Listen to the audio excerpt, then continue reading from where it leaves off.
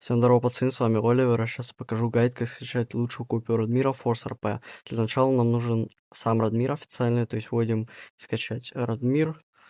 Так, без VPN. Вот, нажимаем начать играть. Короче, скачиваем лаунчер. После того, как скачали лаунчер, открыли его и проще, нажимаем вот на эту шестереночку и вот сюда. Вас закидывает, получается, в корень игры. Далее мы переходим в телеграм-канал, который будет в описании. Кликаем на закрепленное сообщение. Видим коннект, вот рабочий коннект на 30.12 скачиваем, выносим на рабочий стол, открываем вот 3 файлика. И получается вот эти вот 3 файлика мы закидываем вот сюда, в корень игры, где мы открыли. Вот нажимаю заменить файлы в папке значения. Ну, у кого-то может и не высветиться это окошко, это ничего страшного. Вот, все.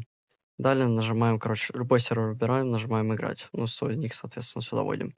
Все, пацаны, давайте, все ссылки будут в описании, всех жду.